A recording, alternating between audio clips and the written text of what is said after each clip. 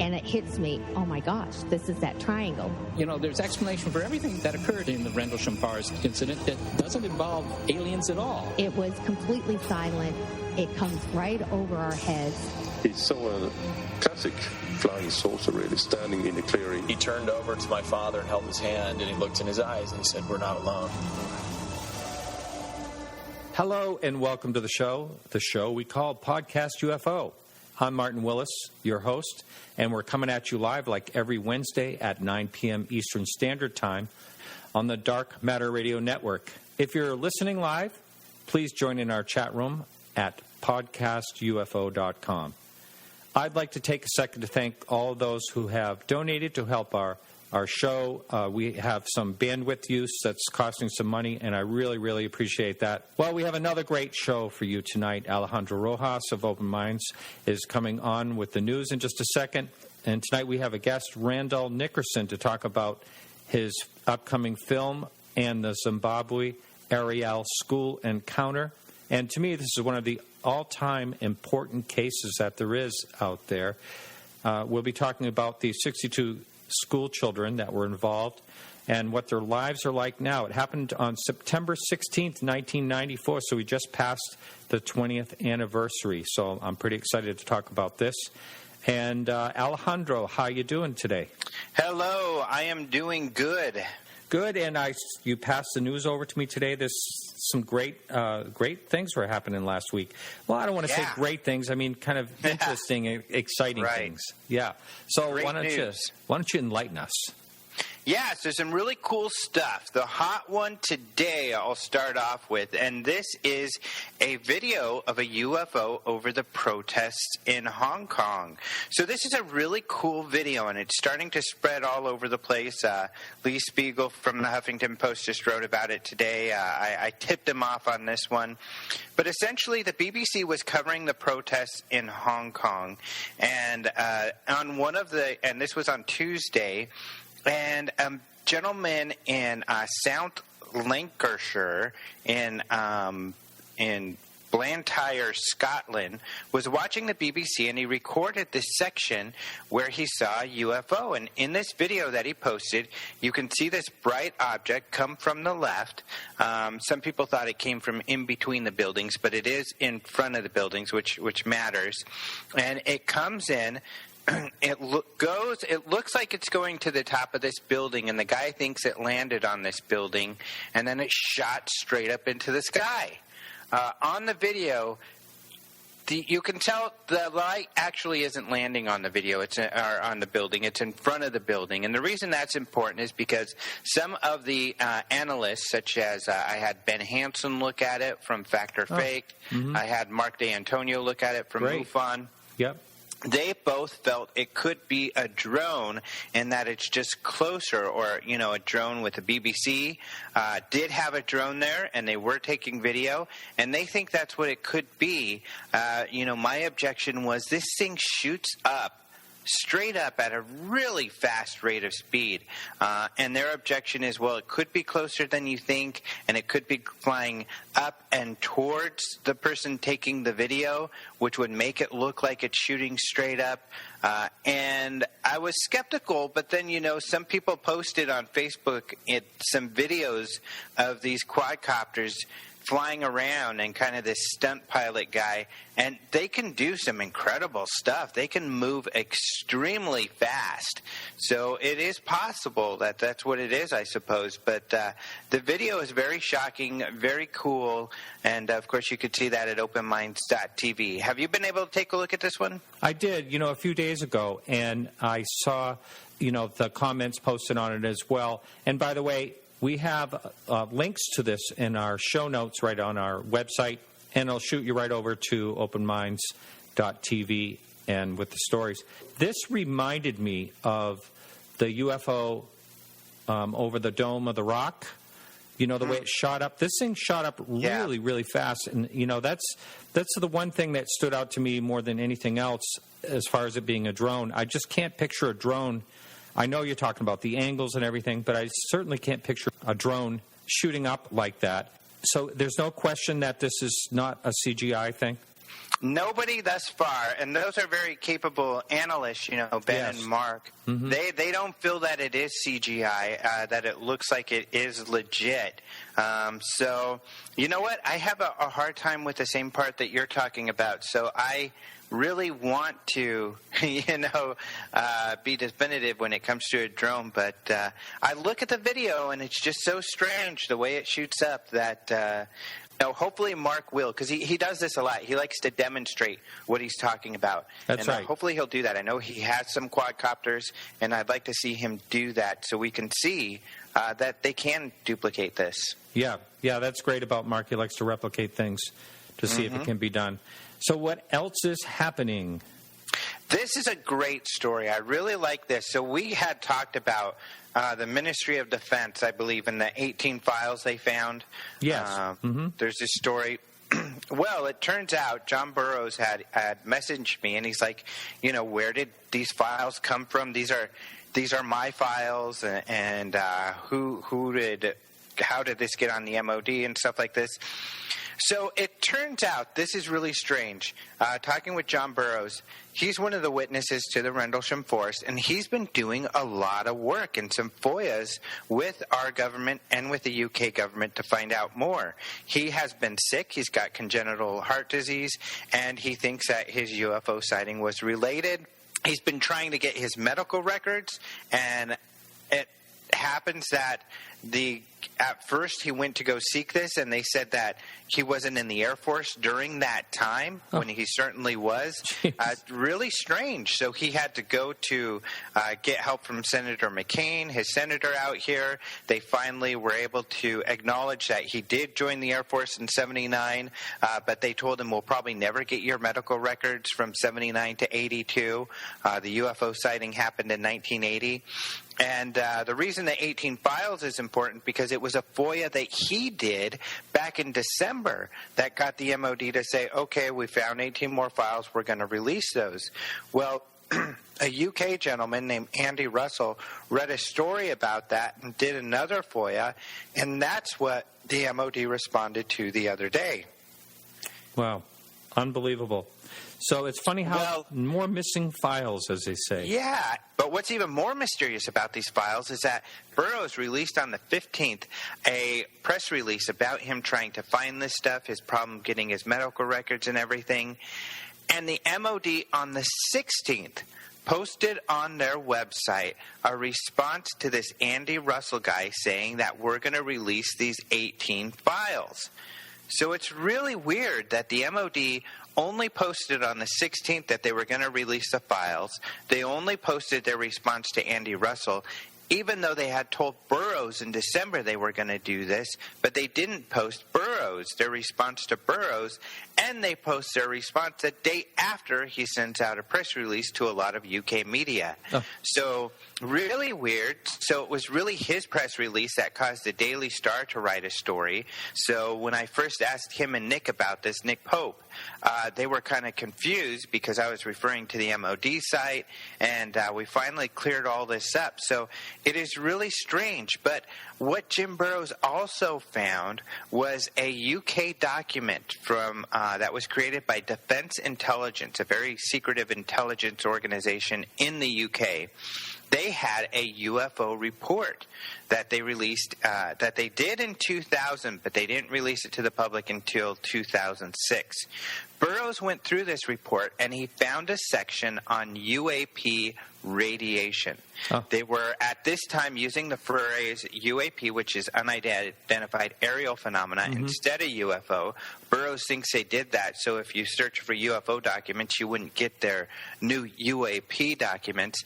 But this thing talked about UAP radiation and speculated that the people in Rendlesham, those witnesses, could have been exposed to a long period of UAP radiation that caused some effects on them. So really interesting that he found this as well. The whole thing really does smack of conspiracy, and I'm not one of those guys to jump to that. Oh, I am. Yeah, so... But, there are a lot of questions that had to be answered. How did they conveniently lose his medical files? They also lost James Peniston's medical files, right. who also was I heard a witness. this, yeah. Mm-hmm. So really mysterious. So we got a lot more details about this in the story, and we're going to be following John and his, fight to get all this information.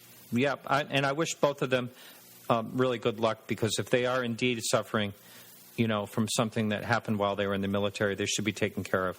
Right. So pretty crazy stuff. It is. And what's our final story tonight? Final story is about a UFO sighting in Missouri, and it's just kind of cool. I mean, it happened, the first one happened in July, where these people said they saw this object bigger than a house in a field. Some guy actually flagged them down. They saw this craft in the air. Some guy was walking his dog, flagged them down and said, "Look at that." So they looked, they followed it, they saw it landed in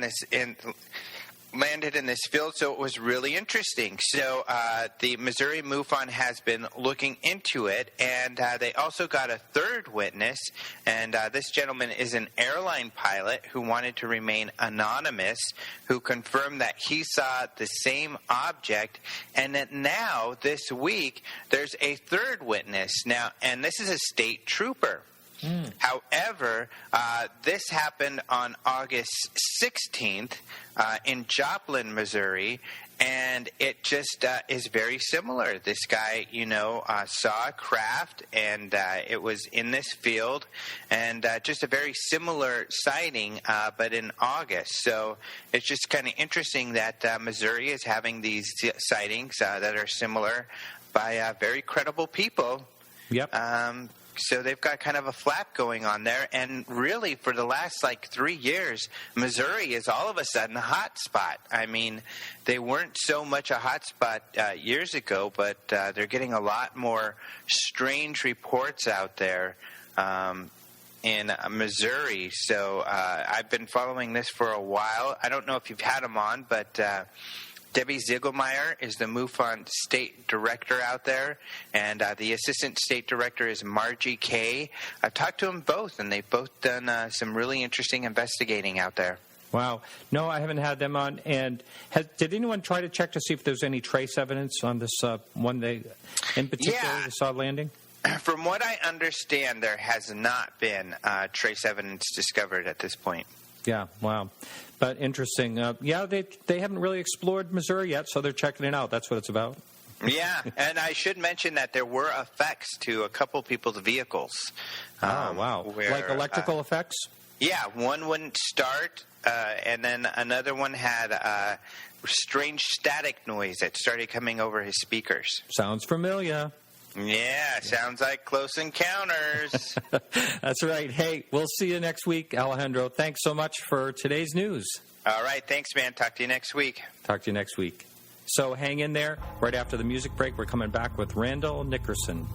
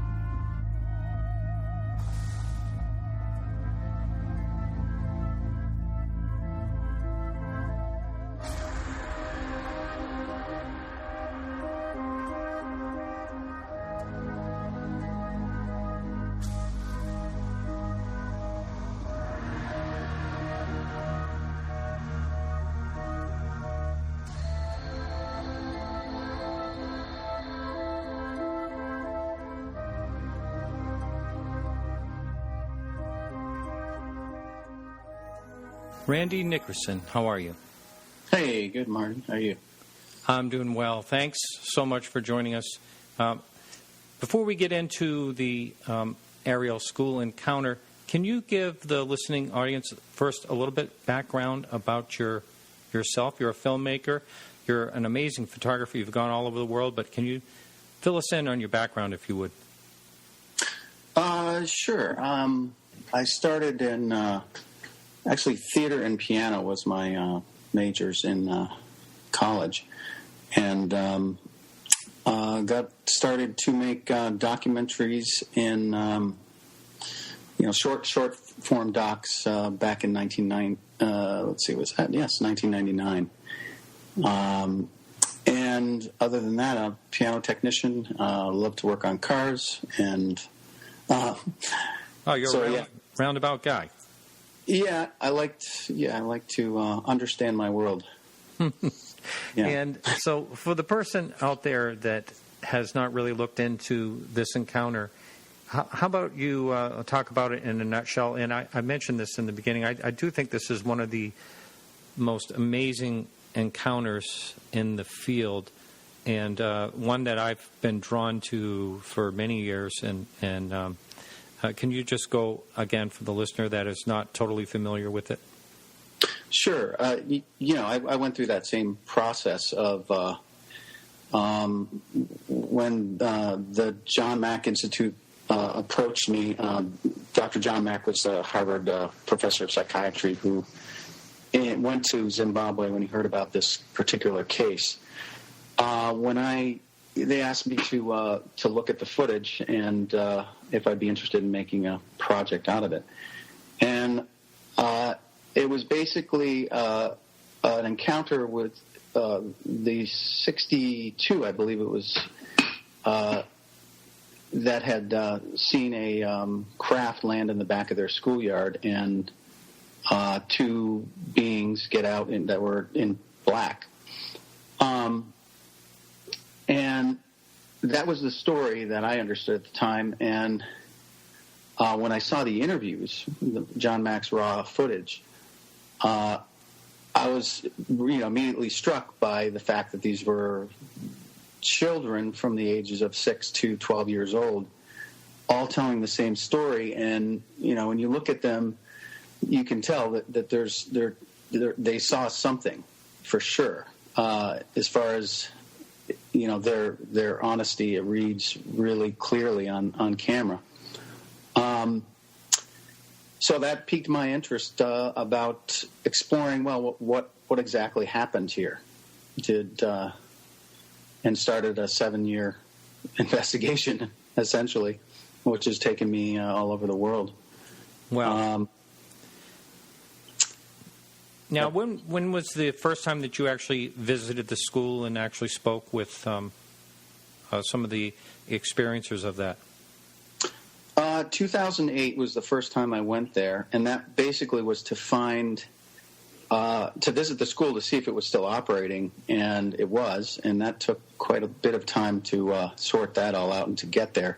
Zimbabwe, as people may know, I don't know how many Americans actually know where Zimbabwe is, but it is it's a tricky place politically. So yes, in 2008, my primary goal, other than talking to some of the teachers that were there in '94 when this event occurred, was to find the children today, and that was not an easy task. Because of the political situation in Zimbabwe, they moved all around the world. So the first visit, and I've visited several times since, was in 2008. I see. Now, when you said you went all over the world, I'm assuming that you went all over the world to find and speak with these then grown, mostly children? Yeah, they're in their mid to late 20s, early 30s now, and went to South Africa. Many had moved to South Africa and London, Europe, and Canada, the United States, Australia. It's quite a large area in which it's not like you can go to one place and find them all. So it was that was a journey. Now, how many were you able to actually connect with out of the 62? I was able to connect with about 45. And I'm still every day is I receive, not every day, but I'm always getting somebody else coming forward. Mm-hmm. I think that's one of the things that is interesting about this case is that, these are well-functioning, people in normal life. And this is something that not just one of these kids saw. This was a group of these children. So it lends a lot of credibility and a little bit more of how do you say that? A lack of fear of them coming forward. Not that I haven't had issues with people, wanting to speak about it, but the fact that there were so many lends a lot of credibility. And in the present day, they're remarkable children. I mean, I'm sorry, not children, adults. Yep. Yep. Now, when you've actually questioned them, are you when you go back and you watch the tapes when John Mack was interviewing them, they're very consistent now, but there's always magic in the editing room. When you actually sought these people out and you spoke with them, were they consistent with the original story? Yeah. And that's been the most profound thing that has struck me because, I'm open-minded and I also am critical. And the thing that from day one, their first interview, 3 days after the event, to today, the story has not changed. Nothing's, it's that's what's clearly remarkable. Right, yeah. Right. Now, one of them, just to talk a little bit more about the story, they commented that the beings were, like you said, dressed in black, and they had long hair and large eyes, and it looked like they were floating. And also, there's some people, some of the kids that at the time thought I thought it was 2 UFOs, but I'm not sure. Thought they landed, and then some thought they were just hovering. And what was your conclusion on that?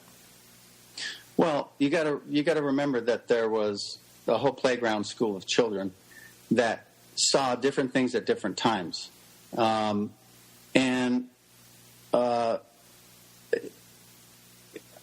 guess it depends on the age of the child. I guess I've come to understand because the older kids tend to I think notice more detail,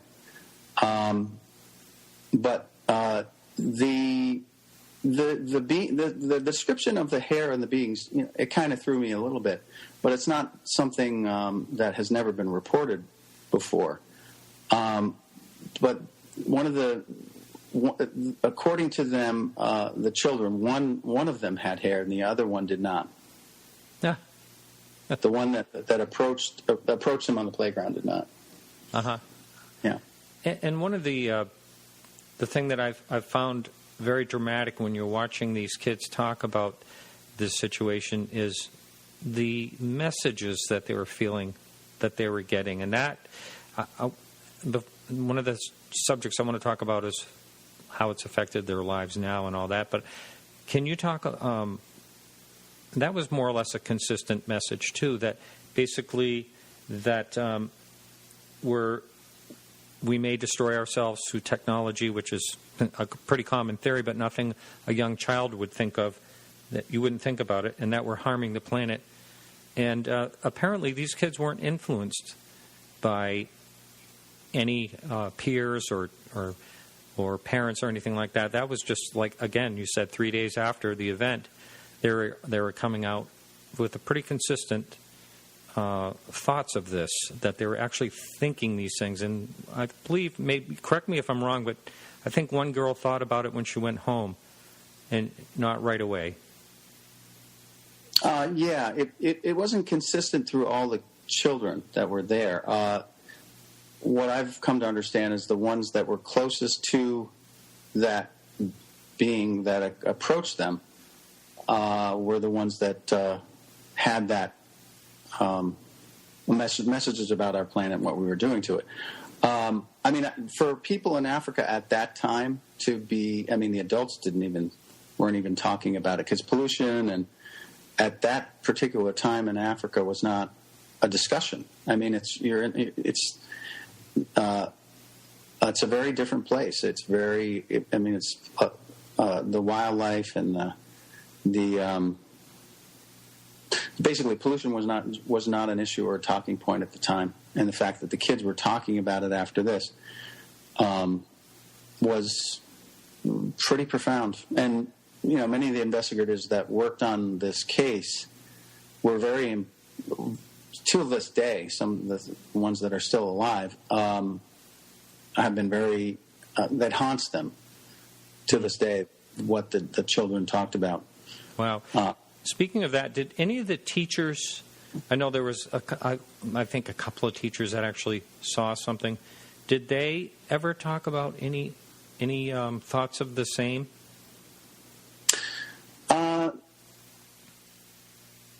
That's a good question that I can't really answer completely. I do know the answer to that. But yes, let me just tell you about that whole time. It wasn't just what happened at the Ariel School.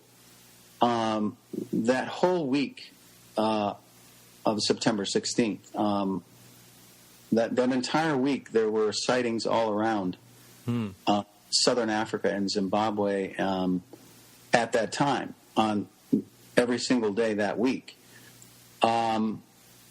So there is a larger story here that hasn't really been talked about. I managed to interview about 70 or 80 people who had separate incidents surrounding the Ariel School, which lends a lot of credibility to the event that the children at Ariel saw. So, yeah, there is a bigger story. Some things I'm kind of waiting to share when the film comes out. But there was, daytime sightings of this silver disc-shaped craft that whole week, which is stunning. I mean, when I went over there, I couldn't believe it. I was reasonably skeptical, and I was shocked when I started to hear, what about this other day and this other person? And then I started investigating that, and one person led me to another person, and pilots, paramedics. I mean, the witnesses, as far as credibility, were beyond reproach, in my opinion. So, yeah, there's a larger story than just the Ariel story. Yeah. Just, for the first time I read that today, that there was sightings before that. Now we have a message board at podcastufo.com. If you're listening live, you can jump over and ask our guests some questions. We have a number of questions up there now for you. First of all, they were asking if the beings communicated, but we know that they felt messages, but they didn't. There wasn't back and forth communication, was there? Not that. No, I've never heard that. Okay, yeah. And the next question here: are the students' recollections still vivid, along with the content of the message sent?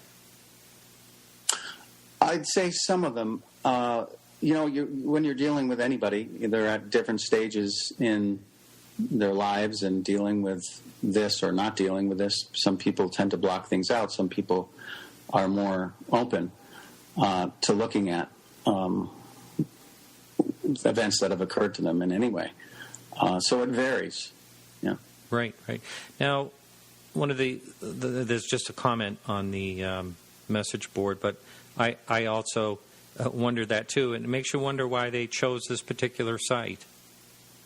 That's everybody, the teachers, the students, all ask that question. And some of the theories are, well, they're children, they're the next generation at the time.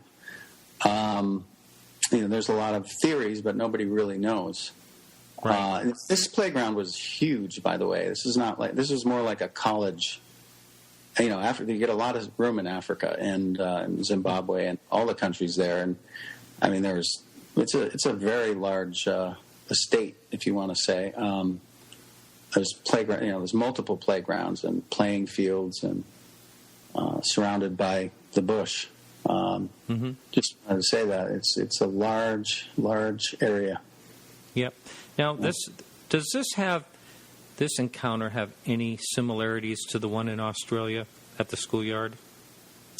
Well, I'm not. When I read up on that case, I mean, it's very different as far, because I don't think there were any actual creatures sighted. Right. The most similar event that it is similar with is Broadhaven, which happened in Wales in 1977. And I went to Wales also to investigate that because it was the most similar case. I don't know if you're familiar with that case. Yes. Where they saw a craft and also a being. So, when I went there, I also interviewed the teachers and the witnesses there, and they still, to this day, have stuck to their story, which I found impressive. It's like, well, they're in their 40s now, those witnesses. And, these cases, I just want to say, like, the ridicule factor that was going on, I think it's getting better the more time goes by. But at that time, the witnesses to that event were pretty shy to talk with me because they'd already been through so much of people, press spinning stories and this and that. These things are hard to believe, but that doesn't mean they're not. There's not something to them. Absolutely. And that's a huge thing that really all of us as a culture have to really address. Like, there's so much we don't know. And one of the stories that just strikes me, I'll never forget it, because I spent a year in Africa, and I would ask the tribal, chiefs and the different tribes, the Shona and the Zulu, I'd ask them, what do you think about if there's life outside this planet? And they're like, of course. Huh?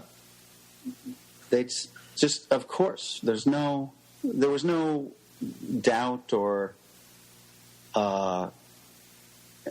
it was just an accepted fact. So you spent a year there. Now, a question, I'm going to sort of ask this question that's up on the message board. A number of people have researched this case. What are some of the new things that you learned apart from everyone else? Well, you mean Dr. Mack and Cynthia and... Yes.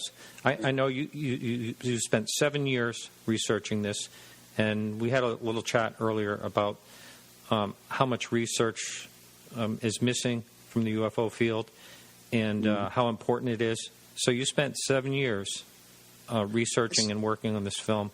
So I know you don't want to give us a whole spoiler alert here and tell us about the film completely, but if you can give us some of the things that you found out that weren't uncovered before, that would be great. Well, I think nobody really went, hindsight is 20/20. And nobody went back years later to really find out the sequence of events, when the interviews of the kids were done, by whom, collected the material, all the video, all the basically I've been collecting information for 7 years, which is a significant amount, file cabinets at this point, and video, and anything that was done on this particular incident. I don't think anybody really explored. Cynthia did a bit, Cynthia Hind, of the surrounding events, of the surrounding events other than Ariel at the time. But even Cynthia was limited on resource, as I was when I was over there, and I kept finding new people, witnesses to mainly this craft that seemed to have been around that entire week in different places. I mean, there's witnesses that part of the plan is also to spend a little more time to, particularly the people that saw it in the daylight, finding in more of them. But I think that's a whole aspect that has not been presented. It's never been presented how it happened in great detail. I mean, that's why it's taken so long. I mean, there's an enormous amount of information. And, this was originally supposed to be a DVD project between John Mack Institute and myself. And I took it, the more I educated myself and asked questions and researched, the more I felt like this is a really incredible story. The characters involved, you have Dr. John Mack, professor of psychiatry at Harvard, interviewed the kids. You have a lot of media from all over the world that interviewed these children, and the consistency in their testimony. It's a very powerful story, and originally, again, it was supposed to be a DVD project, but this is a story I think the world should see, and that's why it's become a feature doc, and why it's taken so long. Now, we have a question up on the message board, but I'm going to sort of answer it while I read it. Is there any chance that this incident might have been staged? Remember, these are kids. But before you even answer that, I mean, there were some adults, too, that saw this, right? Yes. So, I mean, it wasn't just kids. And I can understand that. It's always good, of course, to look at the skeptical side.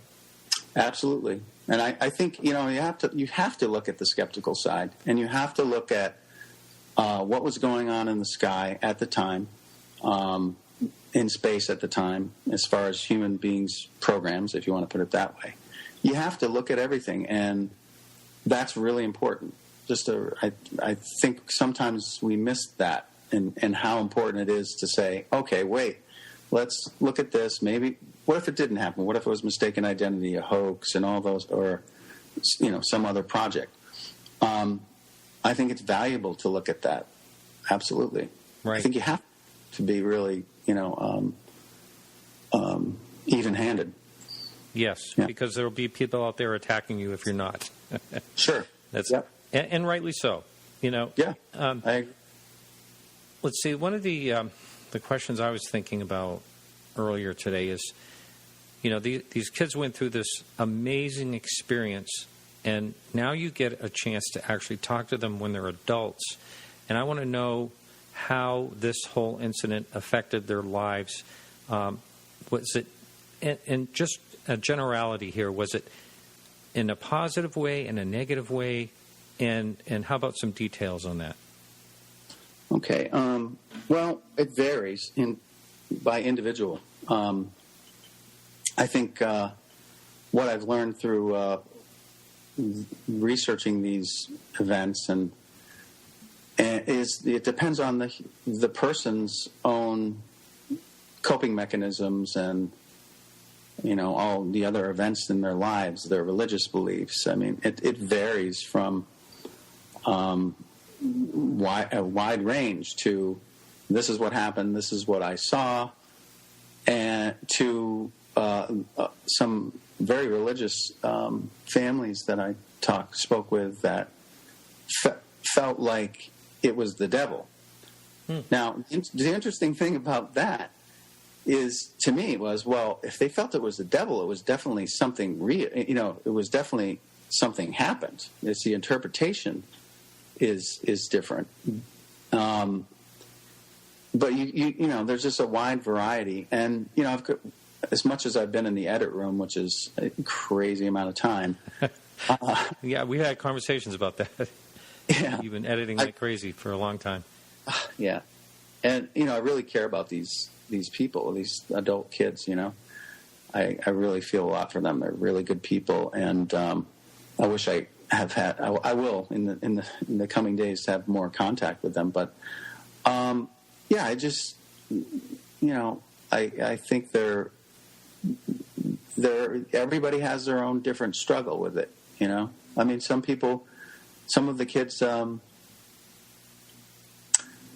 It's profound. Some are afraid. Some are consider it the most amazing thing that's ever happened to them. and think of it in very positive terms. And so it runs the gamut. All right, now I'm going to ask a real esoteric question, even in the UFO field. Sure. Have any of them, I mean, you hear about certain things like the Allagash abductions, things like that. Has anyone changed in any type of mental state where they can do things different than most people? I know it's a real weird question, but... Not that I'm aware of, but it's definitely... And like several of the kids say today, it's I keep calling them kids, but they're adults now. But when they look out at the universe, they're in their mindset is anything's possible after what we've seen, and that changes a person's approach to life. I mean, at a very young age, they had something happen that wasn't supposed to be possible.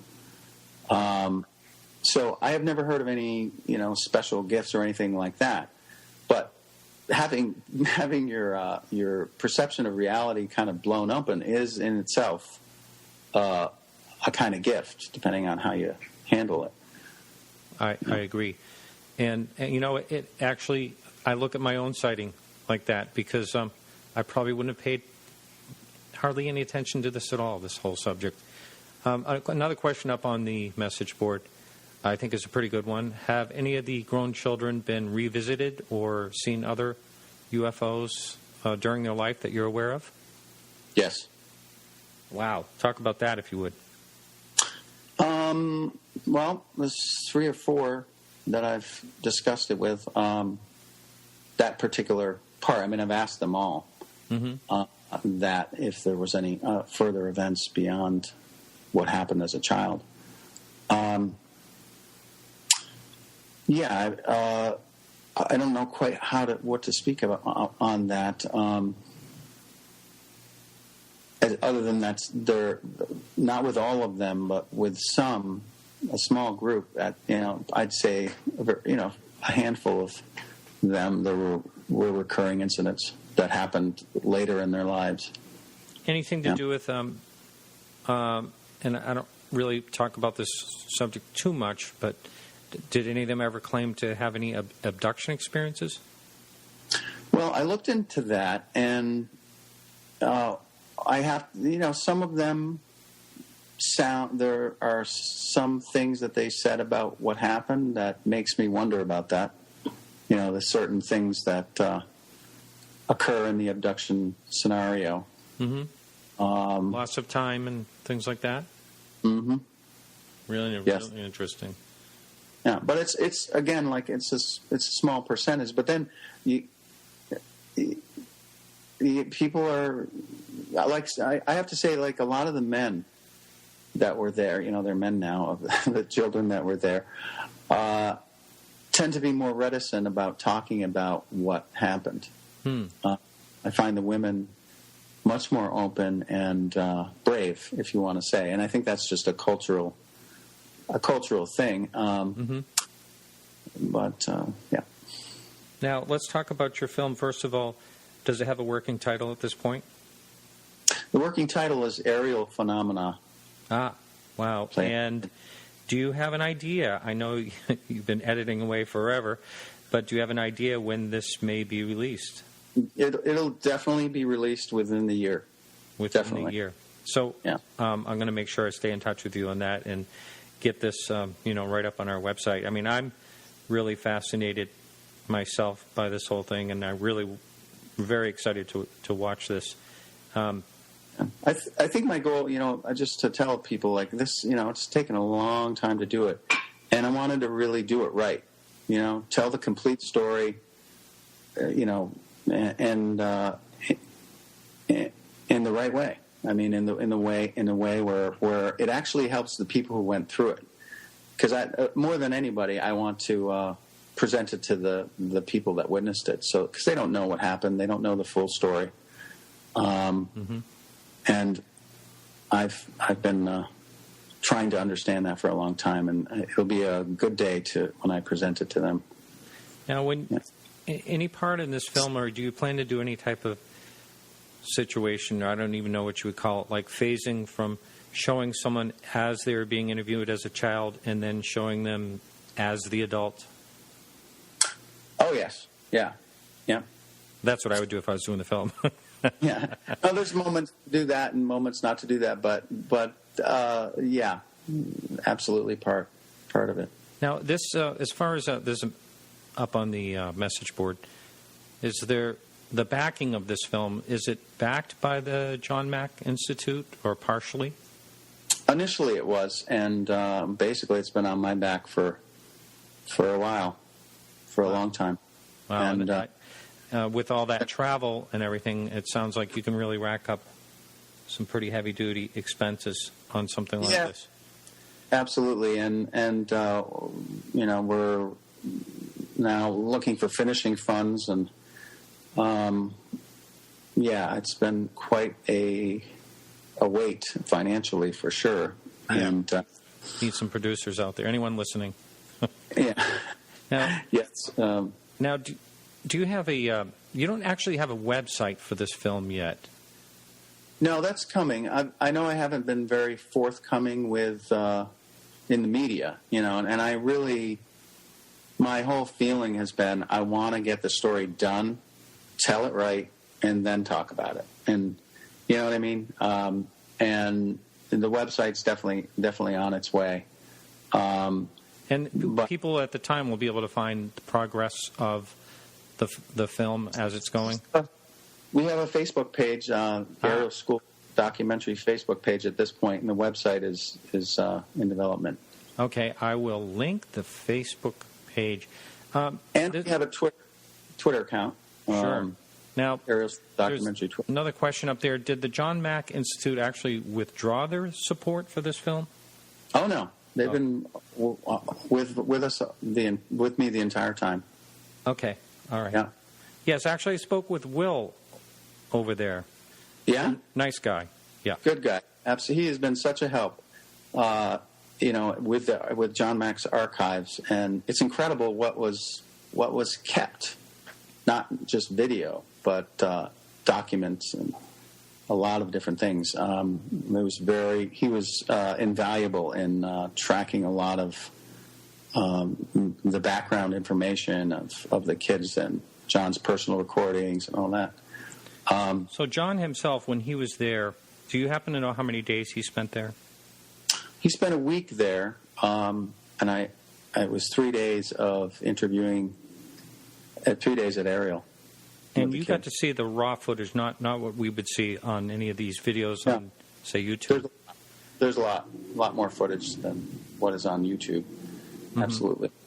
Yeah. But I'm sure most of the profound things that the kids said were included in the films that we can watch. Well, some of it. There's some very profound things that I have found that wouldn't be the things right at the top of the. You know, I think it takes a little more introspection. Some very deep, profound things that were said, behaviors that they noticed, things like that, which I find fascinating because they corroborate with other people who've described similar things from other countries and around the planet. That stuff, that fascinates me as well. There's a lot that fascinates me on this particular case. Yeah. Yeah, that's amazing. So, are you actually done with all the shooting of this film, and you're just in the editing process, or do you believe that there's still more shooting to do? There's definitely going to be some more shooting to do, but it's 90, you know, in the 90 percentile range of completely shot as far as camera work, yeah, and interviews. That's great. We only have like a minute and a half or so left here. So if you were to say to someone the most profound thing that you think that the kids said in this whole thing, would it be about the Earth, you know, the thoughts that they had, or is there something else that you think is even more interesting? I think it's all interesting to me. The fact that they're describing something that is not supposed to exist is fascinating. The fact that somehow they were communicating with these creatures with no vocal speaking word, telepathy, and also the messages that were broadcast into their head, essentially. I think that all of that, to me, is fascinating. I'm right there with you. I agree. Thanks so much. This has been a real pleasure. I'm sorry we got a little bit of a late start, so we have to end a little bit early. But really, really enjoyed speaking with you, Randall. Yes, same here. And we'll be looking for your website. And once you get that website going, let me know. And I'll be glad to post it on Podcast UFO. So that's it for the show today. If you miss any part of the show, you can catch it as a podcast and a whole bunch of other free podcasts at our website, podcastufo.com. Our guest next week will be UFO skeptic, a UFO skeptic, and his name is Eric Snyder. I want to thank everyone for helping out the show today. Of course, our guest, Randall Nickerson, Keith Rowland for producing the Dark Matter Radio Network, Carrie Lloyd Whitehouse for the music, Alejandro Rojas for the news, Peggy Shunning for managing the Facebook page. You can check us out on Facebook for all the latest UFO news. We'll be here next week on the Dark Matter Radio Network and every Wednesday at 9 p.m. Eastern Standard Time. And don't forget to jump into the chat room. This is Martin Willis reminding you to keep your eyes to the sky.